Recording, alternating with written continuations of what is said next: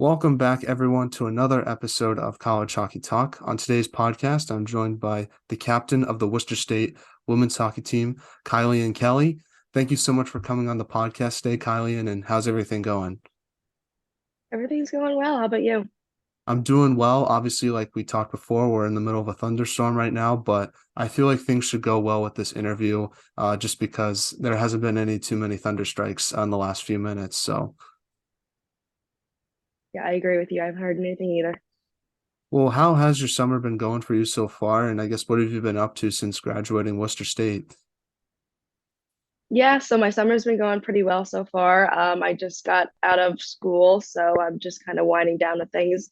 I was working in an elementary school for a little bit, doing some Title I reading with some first graders and kindergartners. So some very beneficial work, I would say. So I just got done with that. Classes ended in about like March, so I've been done with those for a little while now.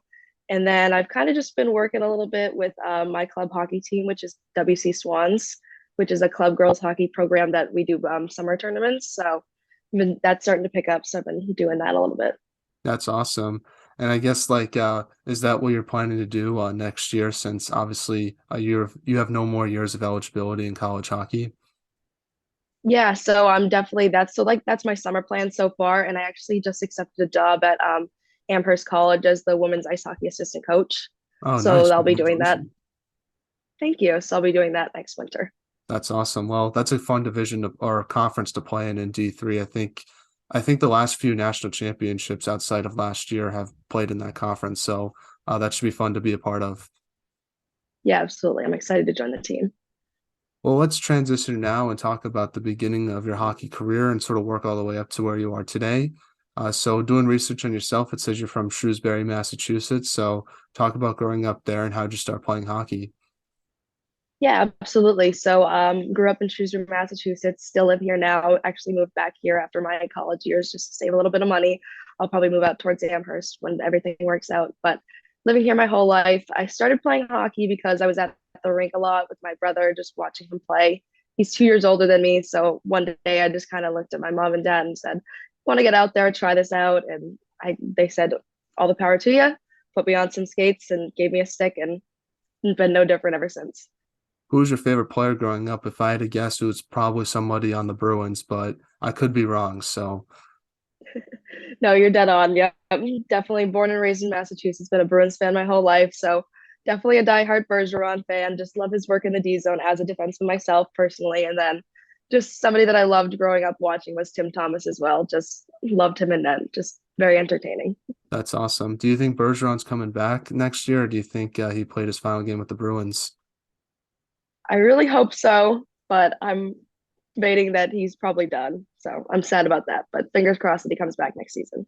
I feel like he's probably done too, based on the way he was reacting at that game. But you will see because I thought he might have been done last year as well, and that wasn't the case. So I feel like it's one of those things where I wouldn't be surprised of whatever happens next. I agree. And obviously Tim Thomas, like love the guy, but I was a Tuukka Rask guy, so it sucks that he never could win a cup as a starter, but it was still fun to watch him for the last 10 years. So Absolutely, I agree with you. now He's an before awesome Worcester player. State. You played for your high school in Shrewsbury. So just talk about your high school hockey experience and what you took away from it. Yeah, absolutely. So playing for Shrewsbury, I actually started in the seventh grade playing for the high school team. So that was definitely an adjustment as a little 12-year-old playing with 18-year-olds. So definitely a big adjustment for me there. But it was an awesome experience because it was just a great way to integrate myself into the high school. And just playing on the program for 6 years was an awesome experience. And not a lot of people got to do that. So it was a great experience for me. Now, how did your time in high school hockey help prepare you for college hockey? I think it helped me tremendously. I think that Central Massachusetts is a huge hockey pool for not only men's hockey but also women's hockey. Especially now in the past couple of years, it's really grown and developed into something really special and great. So it's unlike anything anywhere else. But I think that it just really helped me just integrate myself into college hockey immediately, almost something that kind of stuck with me my freshman years. What my coach told me, Eliza Kelly, she said that a lot of people it takes a little time to transition into college hockey, but I kind of just picked it up immediately, which was kind of a little bit different. She said usually it takes freshmen a couple months to kind of transition into the speed, develop into the physicality, but she said it kind of just fell into my groove, which was interesting to hear. What's the dynamic like as a seventh grader when you're with juniors and seniors in high school? That's got to be an adjustment in itself as well. But I feel like that helps prepare you for college hockey as well, because when you're a freshman, you're with like 23, 22-year-olds as well. Yeah, absolutely. It was definitely an interesting transition as somebody who didn't know a lot about like what high school entailed and stuff like that. So a lot of things that were happening in the locker room, it was kind of like a culture shock almost. But like you said, it helped me develop into that college athlete, not only in the locker room but on the ice as well. It helped me to just pick up that physicality a little bit sooner than I probably would have if I wasn't playing when I was in seventh grade. So What's your best high school hockey memory when you look back on it today? my best high school hockey memory. Probably there was one practice that I vividly remember. I think it was my junior year of high school. We were practicing normal practice, and the rink electricity actually went out. So all the rink lights went out, but our coach decided that we needed to keep practicing because it was playoff season. So he propped one of the doors open, and it was like the tiniest little sliver of light that we could see. And practice just kept going, and it was probably pretty dangerous, but we just kind of kept it light, kept it a slow practice, and it was probably one of the most memorable things that everybody on the team would say they remembered. I hope you guys won that playoff game if you're practicing in the dark, especially in the wintertime when there's like no sun outside. Yeah, it was definitely an experience, and we actually did end up winning the game, so it was fun. That's good. At least it worked out. Which rink got the power shut off? Did you practice at Buffoni, I assume? I'm trying to think what's near Shrewsbury. We actually practiced in North Star in Okay, Westboro. that's cool. That's cool. Well, yeah, no, that's a fun memory for sure. Let's transition now to the next question, which is about your recruiting process. So actually one more question about the high school hockey thing.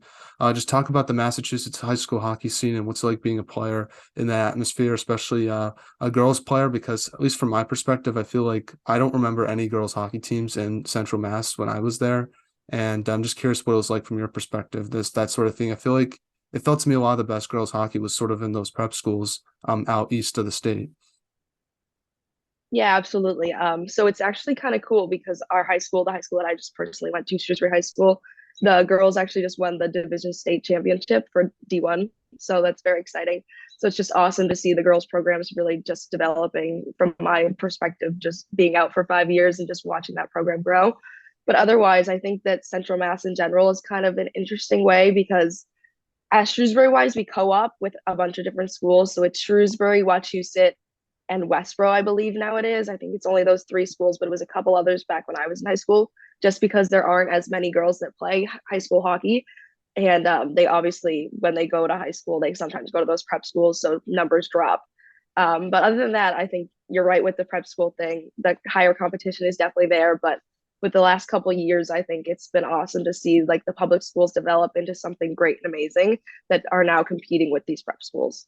That's good. That's good to hear too, because I think it just helps the state of hockey, in my opinion, in Massachusetts grow even more. So now let's get to your recruitment process. So originally you played for Becker College for 3 years. So talk about your recruiting process there, and I guess what made you want to go to that school versus other ones you might have looked at. Yeah, absolutely. So it's kind of a funny situation, actually. So when I was a senior in high school, I wasn't actually planning on playing any sports when I was going to college. I was kind of just going to go to college, get my degree, have some fun, party. So I was actually planning on just going to a Florida school and going to UTampa and just having a good time. But at the end of my high school year, my last game was actually we lost in double overtime with I think 39 seconds left on the clock. So it's just something that I remember vividly going into the locker room and remember my assistant coach, who is Raymond Rowe, who was also the coach at Becker College. He always told me that if I ever wanted a spot at Becker, that I would always have a home there. And by that point, I was a senior year. It was March by that point. All the recruit spots were pretty much filled for the that class that I was graduating with. So I pretty much just looked at my assistant coach, said, I want the opportunity to continue to play because I don't want to stop playing hockey. And I just kind of took it and grabbed by the horns and went to Becker. That's awesome. What was your experience like there, both on and off the ice for the 3 years when you played there? So the experience was awesome. I loved the atmosphere. It was definitely a smaller school, which I enjoyed. Kind of like an everybody knew everybody feel. The professors were awesome. The professors definitely got to know you personally, which I liked. You can kind of go with them with any problems, especially as an athlete playing three sports. It really helped me just be able to balance and develop and just be able to get those personal relationships if I was going to miss a class or whatnot. But off the ice, I think that's how it developed me. It just really pushed my relationships and my connections with people. And then on the ice, I think it was just a very significant grow from my freshman to junior year. Freshman year, we only won 3 games. It was very not a low atmosphere climate, but definitely like dwelling on the losses. We had a lot of seniors that were graduating. I think we had 9 seniors that were leaving us that year. So it was going to be a big rebuilding year the next year coming up. So it was just a big gap. And then by my time my junior year rolled around, I was the assistant captain, and it was just kind of this amazing kind of switch in roles almost that we finally got this newly fresh team into this almost like veteran team because it only been like a year and a half of us being together, and we went from only winning about 3 games to winning 8, which isn't doesn't seem like that much, but in hockey wise in a season that's actually pretty significant. Now, what was actually the biggest adjustment you had to make to college hockey during your freshman and sophomore years? The biggest adjustment I would have to say was definitely transitioning from field hockey to hockey because I did play 3 different sports. So I would have to transition from my field hockey season right into hockey season. And with NCAA sports, you have to practice at least 5 times before you can play in a game. So that was something that I definitely struggled with. I would have to go from a field hockey practice right to a hockey practice so that I would get those 5 practices in before the hockey season started, so I could jump right in right when my field hockey season ended. So that was definitely a struggle, just balancing, just moving right from my body and from running right to skating on the ice. I feel like outside of the skating though, it's pretty similar with like the stick handling and stuff. At least from my perspective. Obviously, I never played field hockey, so I wouldn't know.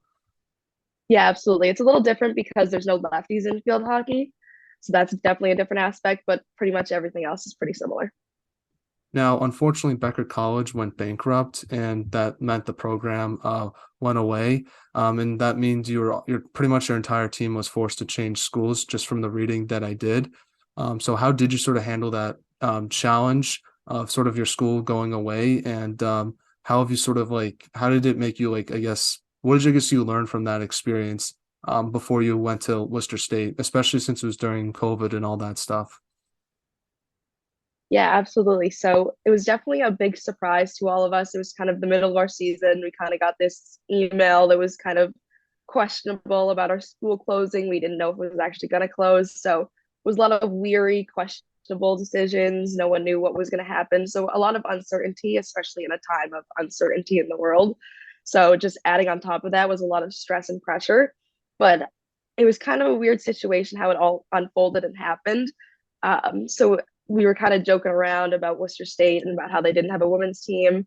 And we were talking with our coach one day, a couple of us juniors, and we were like, hey, like it'd be kind of funny if we just up and rooted over to Worcester State. And our coach actually reached out to Worcester State athletic director, and he loved the idea. He wanted to start a women's team back when they started the men's team and moved to the Worcester Ice Center. They just didn't have enough locker rooms. So once Becker closed, the locker room was obviously open. So Worcester State was able to move us right into there and just pretty much rebranded us and switched the logo around. That's awesome. So was there like any transfer process for you going to Worcester State, or was it pretty sort of a seamless transition from Becker to WSU? So it was actually pretty nice. What they did with for Becker students, since they were so local in the area, all the Worcester State or Worcester area schools, like Assumption, Clark, they took in the Becker students who needed a place to like finish their degree or needed a place to transfer. So it was very easy for any Becker students to go to WSU, Clark, or Assumption just based off of their acceptance of us, which was really nice. Now, did you look at, you didn't look at, I'm assuming you didn't look at any schools outside of Worcester State when you're making that transition based on sort of your coach finding a way to get the program to go there, if I'm correct. Yeah, no. I was pretty much just planning on going to Worcester State either way if the hockey team was going to work out or not, because it was just my last year. I didn't really want to integrate myself into a new program as a captain the past year. I didn't want to like kind of figure out my way into a new program. Just kind of wanted to finish out my degree and just get done. But since that all worked out, I wasn't going to go anywhere else, that my coach wasn't going to go, because she's awesome and amazing. So I'm glad that she ended up, it all worked out and our team uprooted that. Now, you guys play in the ECHA, and doing some research, it seems like a brand new conference that started up a few years ago. So just talk about playing in that conference and just the teams that you face each game. Yeah, absolutely. So the conference is pretty small. It only consists of WSU, Anna Maria, Assumption, and Riviera. So there's only four teams in our division, and it's an independent division because we're all kind of newly founded schools who can't really find our way into a league yet because we haven't been established yet. So as we establish ourselves, hopefully Worcester State will eventually go into a league that isn't that one, but hopefully that's soon to come. But other than that, it was a great experience. It was obviously kind of interesting dynamic playing. One was obviously a club team, which was Assumption. So we would have to play a club game, which was kind of different and interesting. So we would only play club rules, which we would have two refs on the ice. We wouldn't do any starting lineup, no national anthem. It was kind of just like a regular high school game. We would do one ice cut in between the second and third period. So it was definitely an interesting dynamic playing them. But then when they came to us, we would play normal NCAA game. So it was definitely a little bit of a culture shock going there and playing them at Buffoni, but it was definitely interesting and fun in a way. That's awesome. So I know they're moving to D1 next year. So is there going to be three teams in the conference next season, or are they adding another team?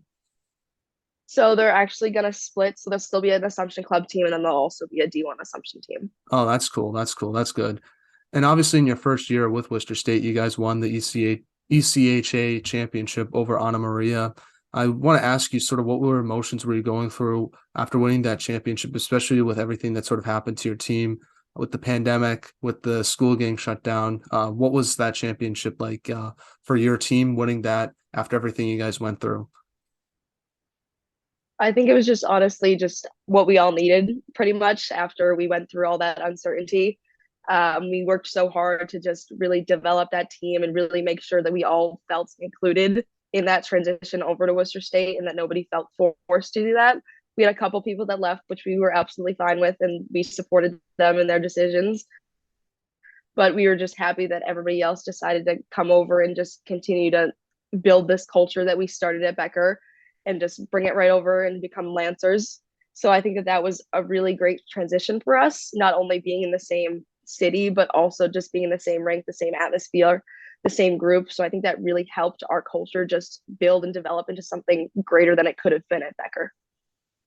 Now, you were named captain of the team this past season. What was it like being the captain of Worcester State? And I guess talk about your leadership style. Were you more of a vocal leader or lead by example type of player? Yeah, absolutely. So I was assistant captain at Becker my junior year, and then I was captain my senior year and this past year, my fifth year. And it was just an awesome experience. I loved it. I'm definitely a lead by example type of person and not really a vocal type of person. Kind of lead that to my other co-captains, Claire Conway and Katie Pumala. So definitely shout out to them for being the more vocal parts of the captain wise. But I definitely like to get out on the ice early, make sure that everybody sees that, make sure that everyone knows that I'm putting in the extra effort. I obviously will get vocal if I need to. There's definitely been points where I have to do that, but it's reasonable. I need to do that. It's understandable, but definitely like to lead by example, like to put in the time off the ice, show people that putting time in the gym is important just as on the ice. So Now, you guys got to play at the DCU Center this past year. I know the game didn't go your way, but just talk about that experience for your team, especially since it seemed like it was a hockey fight cancer night, I assume, based on the pink jerseys that you guys were wearing on the photos that I saw. yeah, absolutely. It was a hockey fights cancer night. So it was a breast cancer awareness game. So we got those jerseys and we auctioned them off. Oh, So that's anybody cool. that wanted to purchase so anybody that wanted to purchase them could purchase them after the game. And then the bidding could go as high as it could. And then whoever got the highest bid won, which was really awesome. And then all the proceeds went into a cancer foundation, which was awesome. And then just playing at the DCU Center, I've obviously been in Central Mass for my whole life. And then Shrewsbury, we always played Algonquin at the DCU Center every year. So nothing new to me, but it was definitely awesome. And the college atmosphere life, just for bringing all those college students in and just having both men's teams there, which was really cool. It was an awesome atmosphere. And also just seeing the other girls in the team that haven't experienced that big stadium feel before, it was awesome to have them do that and have them experience that. It was cool to watch them, their eyes light up, and just have them have that experience. Now, in your final college hockey game, you beat Anna Maria again to win another ECHA championship. What did winning that championship mean to you, especially since that was your final game in college hockey? And like you mentioned before, your final high school hockey game was a heartbreaking loss. So to finally end your hockey career on a good note must have felt really good and sort of a great way to sort of close that chapter of your career. Yeah, absolutely. It was a great way, especially like you said, ending my high school career, definitely not the way we expected to end it. It was a great way to just end my hockey career and just solidify that, all right, I might be done with hockey, but it's nice to end with a championship win under my belt. And it was just great to do that with a great team and a great culture that I couldn't have asked for anything better, honestly. The girls were amazing, and I just can't wait to see that program continue to grow. And I can't wait to see what that team does next year. What will you take away from your college hockey experience at Worcester State / Becker? I'll definitely take away all the friendships. We were a big family there. Just building the team from the ground up at Worcester State is something that I'll probably never forget. Just coming in as that senior captain was definitely an experience in its own. Just making sure that everybody knew what they needed to do, which was hard for me because I was also a transfer student myself and I was learning the roots myself. So trying to guide people that I didn't know what I was doing. So trying to guide people and helping them was definitely a difficult and interesting aspect. So I think that that's definitely going to help me later in life to just push through and power through any sort of speed bumps in the road. So we're now in a segment I like to call the non-hockey segment, where I ask you some non-hockey questions just to get to know you a little bit more off the ice. First one is, what music do you like to listen to? I like to listen to country. I'm a big country girl, and then an artist I've recently liked to start listening to is Nick D. I've been really listening to his new album, Like Honey, his specific song, like Dopamine Hit. I really like a lot. That's awesome. What is your most embarrassing hockey moment? My most embarrassing hockey moment. Probably this past season, we had a mandatory non just open ice skate. You didn't have to go if you wanted. My coach specifically told me not to go because I was injured, but I'm a captain. I like to lead by example. So I went out there. I only put on my helmet, gloves, skates. And I was skating around. I already had a bum knee. I was doing some edge work, and I ended up falling in front of all of my teammates right on that bum knee. And everybody on the ice, I could just hear the echo. Oh, here we go. So it was probably the most embarrassing thing that could have ever happened because I got immediately off the ice and had to go see the trainer. So it was just an embarrassing moment for me. That's tough. Did you able to like get that fixed and play the game? Yeah, we were able to figure it out and I was able to play that weekend. So we were good. That's good. That's good. That's not least that's it could have been a worse situation. It could have been like Matthew Tkachuk playing with a broken sternum in game four. That was pretty crazy hearing that news. But so that's sort of what I think about. It's just sort of like whenever I had to deal with injuries, sort of like it could be much worse than it actually is. So I don't know if that's your mindset on that at all. Nope, absolutely. I'm the same exact way. If you can push through it, push through it. There's no point of not playing. Now, what is the most overrated holiday and what is the most underrated holiday from in your opinion? In my opinion, the most overrated holiday is probably Halloween. I don't like it. Just not a big dress up costume person. Just don't like it very much. And the most underrated holiday, probably, I would probably have to say Women in Sports Day, just because I am a woman in sports. So I think that that's a big day for me. It's February 1st, for those of you who don't know. So I think that that's definitely a big day to recognize and appreciate women in sports because we definitely don't get the recognition that the men do. That's awesome. I would say if my most overrated is definitely Halloween. I agree with you. I feel like I don't like dressing up, and I feel like once you become an adult, it's sort of there's not much to celebrate for Halloween because the best part of it is trick or treating, in my opinion. And then the most underrated is probably Fourth of July. I just like so the summer barbecue vibe. So that'll be my most underrated in my opinion. Now, what is your biggest pet peeve? My biggest pet peeve is probably when people like don't listen or on their phones all the time when you're trying to talk to them and they say that they're listening, but they're really just on their phone. It's a big pet peeve of mine, or just like when you're on the ice and the coach is talking and you're just kind of like having side conversations. It's just a big pet peeve of mine. I can see that. I can see that. And hopefully none of your teammates have bothered you with that in your past 4 years. So Yeah, no, nothing like that. that's good. That's good. Speaking of your teammates, who has the best style on the team besides yourself? The best style on the team, I would probably have to give to Cassidy Wozniak or Amber Lee. Cassidy's number 32. She's got great style. She'll be coming back for fifth year this year. And then Amber Lee, she just graduated this past May, so congratulations to her. And then she's number 70. She was our goalie, and she had some awesome pads, so she gets credit for that. Now, if there was a movie made about your life, who would you want to play yourself? I'd probably have to say Jennifer Aniston just for a typical answer, but other than that, I would probably have to say Hilary Knight just because of her amazing work on the ice, and I think that that would be an awesome person to play myself. Now, last non-hockey question. What is the most interesting thing you've read or seen this week? Um, oh, the most interesting thing that I just heard actually was the gray whale migration. They swim up to like 14,000 miles. They go from the Arctic feeding grounds into the lagoons of Mexico. So I thought that was really cool and interesting, and it's one of like the longest migrations of an animal. So that was really interesting. That's cool. Mine's on hockey related, probably just the mock draft for in a couple of weeks, seeing where guys might go, especially the college hockey guys, since I'm very interested in that. So it should be an exciting draft. I think it looks like a pretty deep draft class from my perspective. So I'm looking forward to seeing who goes where. Unfortunately, the Bruins don't have a pick in the first round, so won't can't get excited too much for anybody, but still looking forward to seeing what happens with that. Yeah, absolutely. Well, getting back to some hockey questions now, what advice would you give younger players who are trying to pursue a college hockey career and become a college hockey player like yourself? Some advice I would give to some younger college athletes is definitely don't be afraid to get in the gym, especially when you're in that seventh, eighth grade, like high school range. Like, don't be afraid to hit the gym, get some work off the ice. Don't just focus on ice things. It's important to focus on your body off the ice too. And then try some new things, try some different sports. It's cool. It's fun to be athletic, and it's also very helpful on the ice if you're athletic. So try some other sports, try different things, and then just have fun and enjoy time with your teammates. I think that's especially important is that don't regret not doing things with your teammates and your friends, making sure that you're not just all head down hockey, just making sure that you're having fun too. That's awesome. I saw that you played lacrosse at Worcester State. What was that like?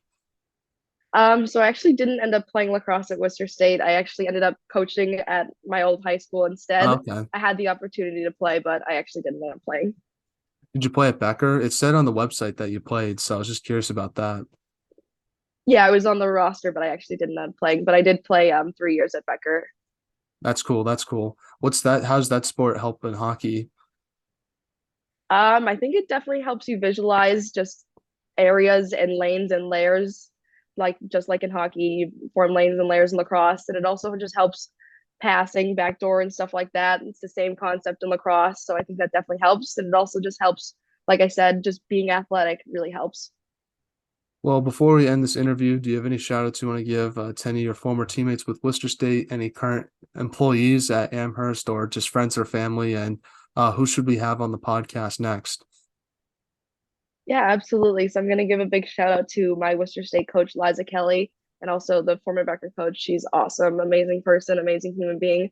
She'll definitely be my friend for life. And then also another person I'll shout out is Ray Monroe, is that he is my high school coach, followed him to college, and then now I'm helping him out with Swan. So those are two just huge people in my life, and that they should definitely get some recognition.